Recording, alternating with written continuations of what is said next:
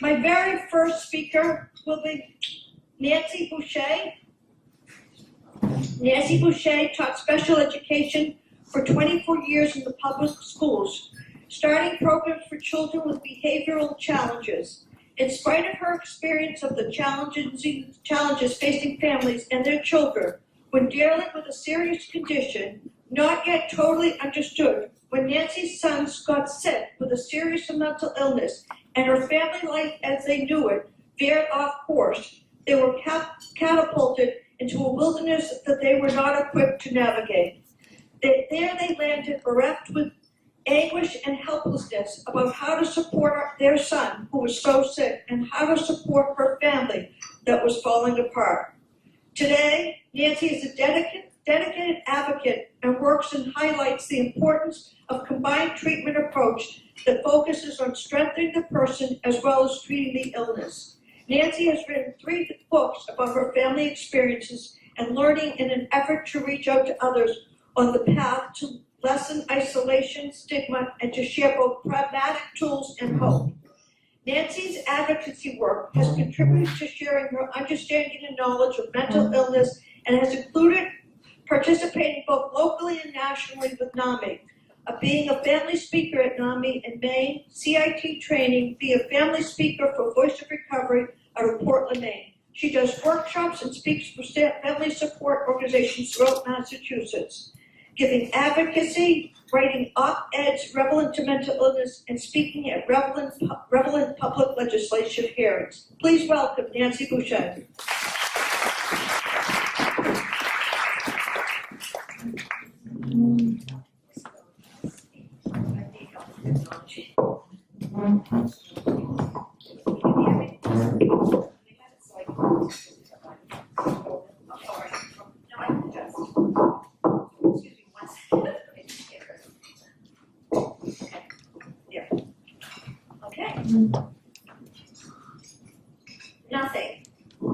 Nothing can guarantee immunity from mental illness.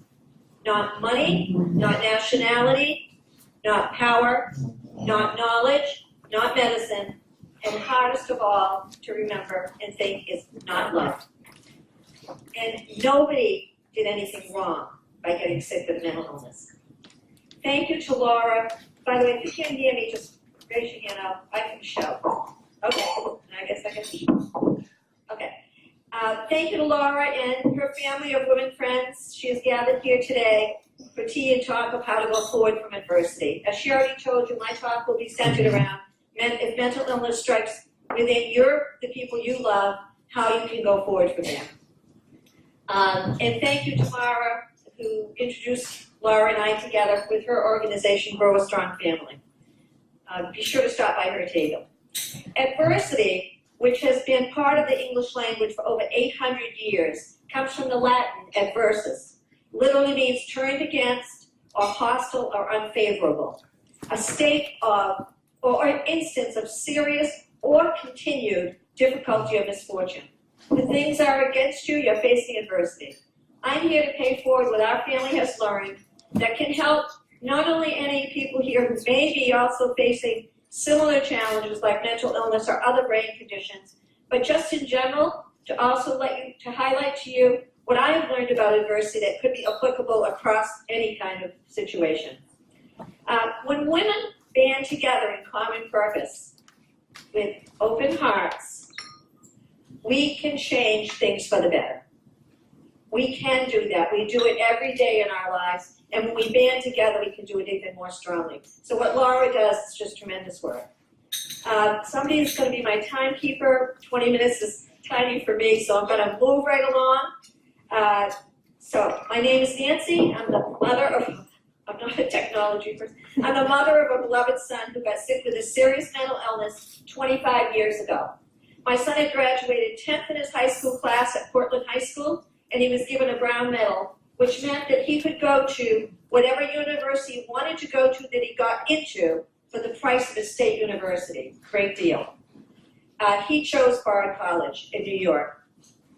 So, except for short stays elsewhere, less than a year total, he has lived at home with his dad and me since he had his first psychotic break the freshman semester of his, the fall semester of his freshman year at Bard. So that's why I have some credibility. And every one of you, through all the experiences you have with adversity, that you are primary sources.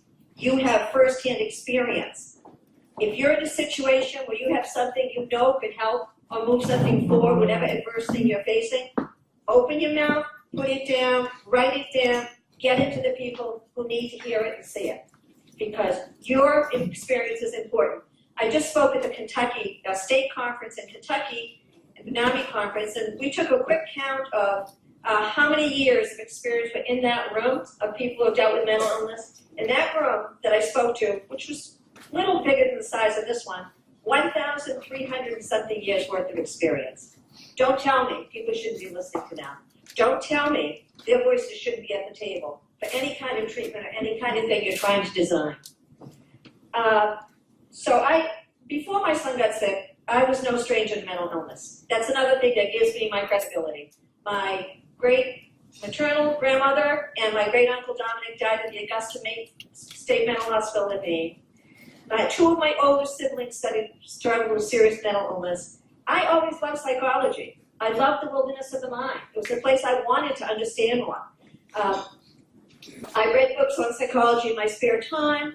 My mom saw that interest in me, and early on she sought out help for me to support my two siblings. And I willingly gave it because I found it interesting and I was able to do it for her.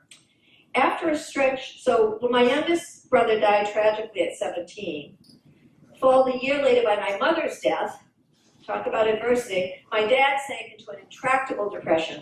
At times, his grief led him to talk or behave destructively. Eventually, after he had a stretch of not sleeping for more than a week, two siblings and I got him to the hospital. I ended up being the one to talk to the psychiatrist. He got admitted to the state hospital. He did not have a mental illness. He was just stuck in a place of bottomless grief. His stay there helped him.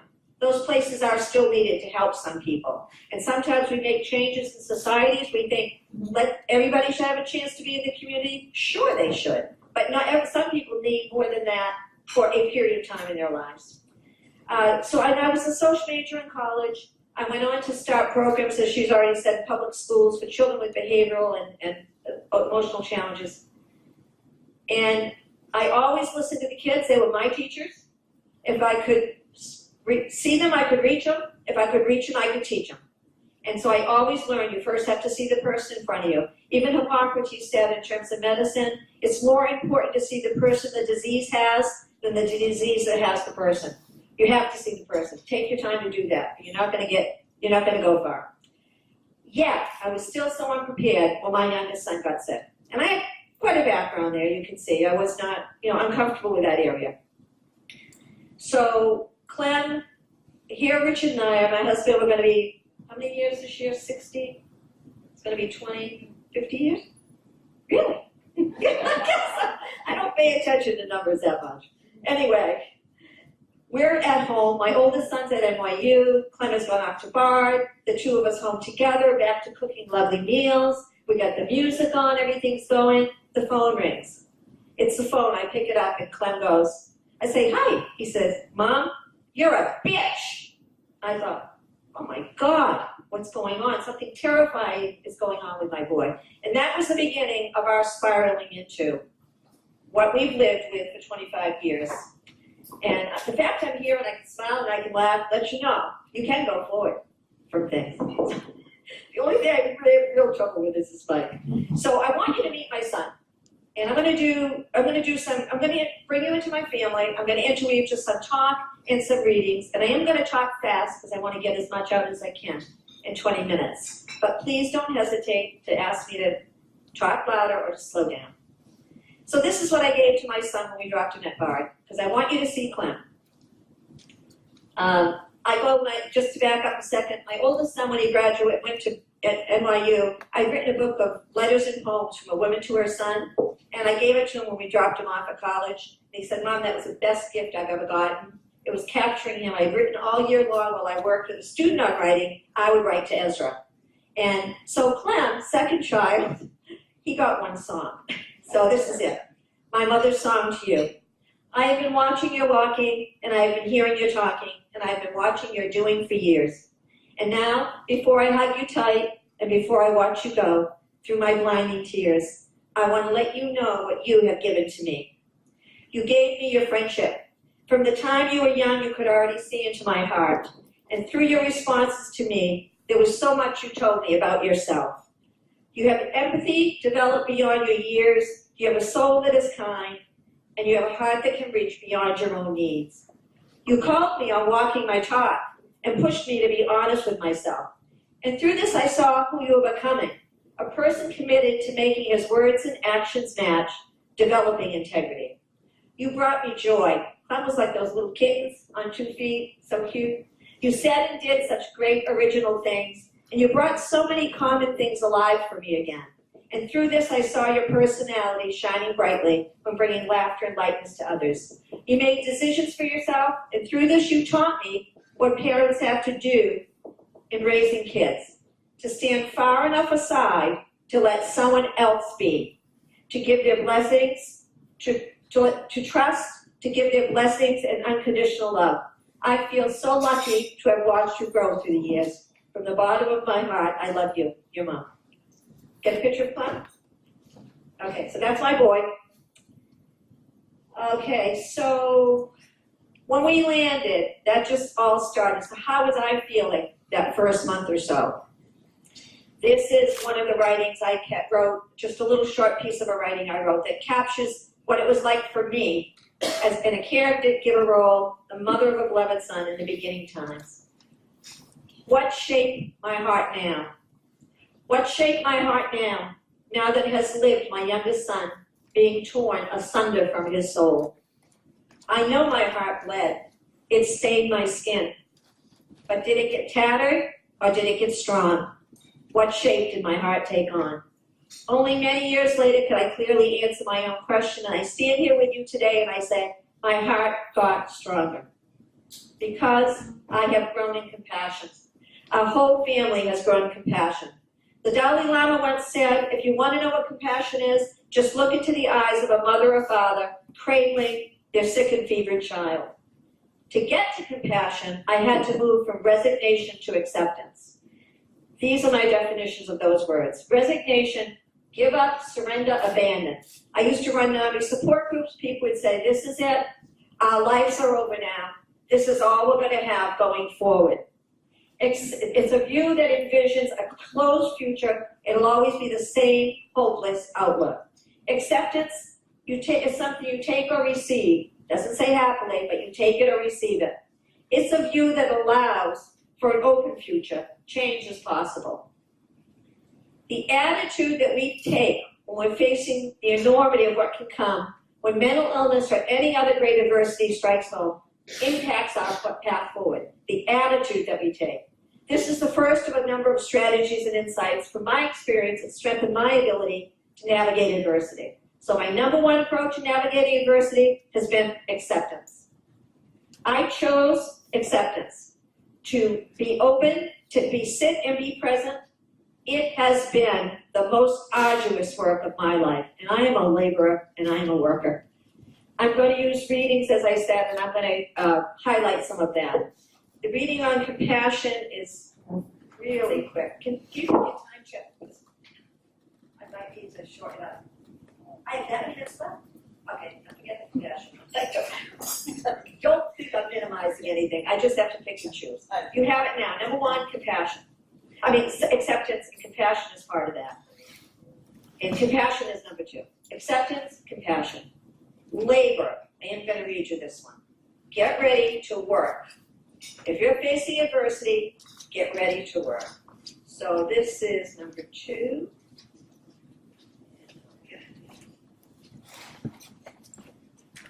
Oh, sorry, from this book. This is called Wings and Ladders.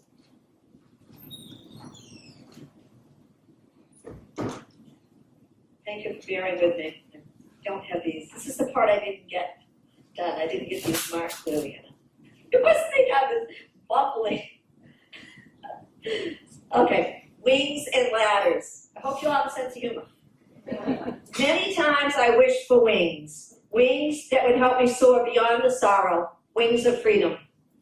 But as long as our son was bound in pain, freedom was not possible on any wings. Many times I longed for wings that would raise me high into the sky so I could get a better view and maybe a better understanding of how to get through the day. Most of the time I wished for wings for our son, to lighten his body and spirit and bring them together as one. None of my wishes came true with ease. I found the best course might be to build a ladder that we could climb. Time to get to work. That's one of the biggest things. The labor that you need to do when adversity strikes will need your heart, your head, and your hands. It will need you to roll up your sleeves and get down to business. The next thing I have on the list of things that help you with adversity is set new routes and habits. Habits and routines can anchor a day. My second book is called Replanting Lives Uprooted by Mental Illness, and Mara, who will speak, runs support groups that pick up on some of the seeds in this book. And really, you need to have roots will hold you. And we couldn't do the same things we did before as a family. Our son's illness impacted his brain. It's a major brain condition. But we could adjust. And habits and routines help all of us feel security. We can feel the feet on the ground and the ground beneath our feet. So set new routes and habits. One of the things that my husband and I do every day is we play Scrabble. He's currently 12 games ahead of me. Anyway, Clem loves it when he sees us play Scrabble because that helps him see some things stay steady. No matter the storm, no matter the trials, some things can stay steady. Find them. Don't look big. Don't think giant. Little things. Coffee ride with his dad. That's a daily routine. Routines and habits. Huge. Ask for support. Laura's already brought that one up quite in depth. Ask for support from family and friends. If you're dealing with an adversity that other people have dealt with, they're more likely to have their hands open to you already and the casserole's coming. With mental illness, a lot of people are still afraid of it. It's scary. And one of the reasons people get afraid of things is they don't know what to do to help. I saw that in teachers when I was in school. I dealt with all the kids that were on the fringes. I loved them. I felt like they were teaching me so much. Some of the teachers felt afraid of them. They didn't know how to help them. They didn't feel they could be successful. So ask for help. When my son has had hospitalizations, I say to my friends, he's in the hospital now, could you send him some cards? They send him cards, and now we have regular routines around that. Crisis is another big thing that can occur with any adversity. You need to be prepared. Adversity is like storms coming. There's a big storm coming. Preparedness will save you, will get you through. You know what's coming, you have it planned, you have a plan. Plans and preparedness will take you through adversity.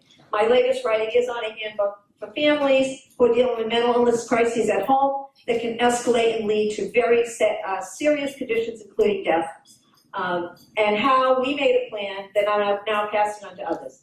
Okay, I've already said focus on can-dos, but understand that if you're in a marriage relationship or a partner relationship, don't expect everybody to do the can-dos you can do, because they're not you.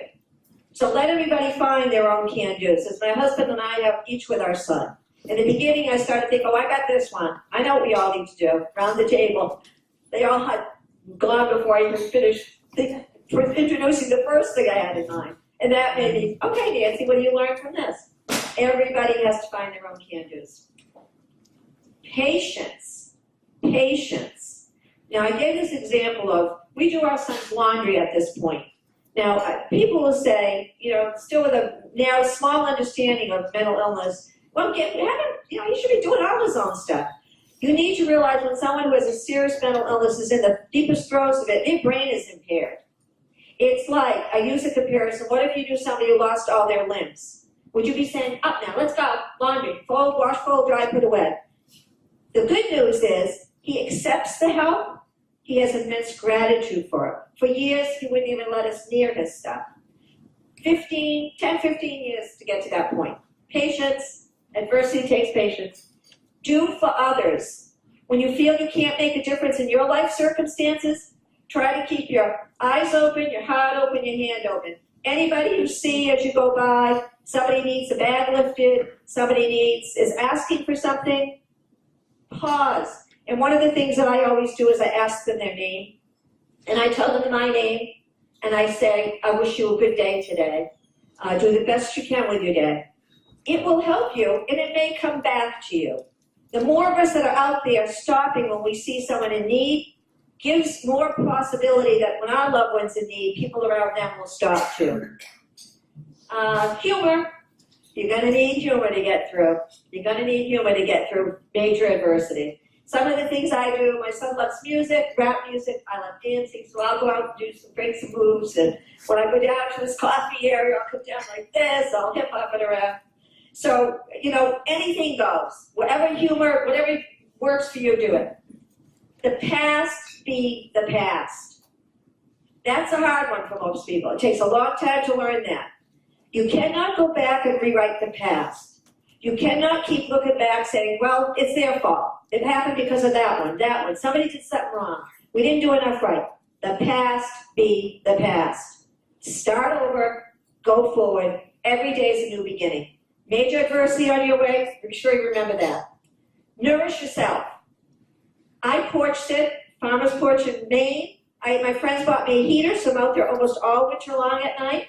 It's amazing if you sit in one spot what you can see. I have a lot of friends that travel a lot. Just in my backyard, I can do a lot of traveling. I can see lots of things that if you stay still, you see. And if you're rushing around, you miss. So nourish yourself. My husband goes to the gym. We have various things. Inspiration and encouragement. Look for it where you can. I know Mara's, they've got a new line of cards she's got out. It's particularly related to mental illness and support. But there are great cards out there. For some people, it's music. Get encouraged wherever you can. Kids, for me, are very encouraging. It can be prayer, whatever works for you. Become informed and educated. I'm sure with this group of people you do that. Whatever adversity comes your way, become informed and educated about it. And make sure you go to primary sources. Check out somebody who's been on that same path and ask them about it. So the last two things, I hope I can do these last two very quickly. I'm going to read to you the last thing for adversity. I do have a list, and I'll give it to Laura. Maybe she can get it to you. Phew, I went fast. Anyway, the last two things about are give thanks. Give thanks to others who have helped you along the way with your adversities, whether they're big or small, those who gave you wings and ladders to climb, give them thanks. So first I'm going to read you something that Clem wrote to me one morning, and probably the first year of his illness.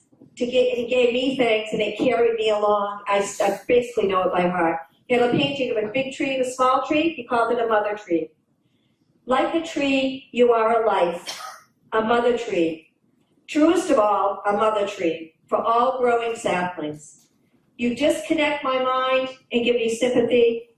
You shed tears from your soul and ask for nothing in return. For all those days, for the true essence of you, I love you, Mom, your son Clement. That carried me a long way. And I'm going to read you the last thanks, which is to my brother Johnny. And this was one of my two siblings that had a serious mental illness. And when he was having delusions, he'd seek me out and he'd tell me about them. And there was one point that I was a little overwhelmed with all he was leaning on me for. I was 7 or 8 years younger than him. I come from a family of 13, by the way. I was the 9th of 13 children. And we all live in the same area. We get together at our house once a month, most of the year, for a sibling lunch, which helps our son because it helps him have roots and visit his aunts and uncles. So one day I wrote this poem because I write to clarify my own feelings a lot. And I wrote this to Johnny at this time. He's since passed away some years. And it's called Blossoms. There will be no flowering in this time of mine, he said. I will live a bud for a lifetime, and then I will be dead. But why, she cried, why will you not bloom? I have no desire, he said, and so I cannot find anyone to desire me. And she quieted, and he asked softly, can you desire me? And her anger and her compassion rose and doubled, and she ripped back to him. Would you have my life for your own keeping? I must have my own survival. And then, but know that if I could, I would knit you a bud covering to keep you safe from winter's chill. Until season's enough, you have been a bud. And all this she said to herself. Now, past time areas, I come to thank you, Johnny, by asking for my support through rough times with your illness. You helped me to be prepared for my son. There will be blossoms. There will be blossoms. New buds are growing on our family tree, fertilized by the cells of our beings. Our purest and our darkest selves distilled into love. Nourish the new buds. There will be blossoms. Thank you so much.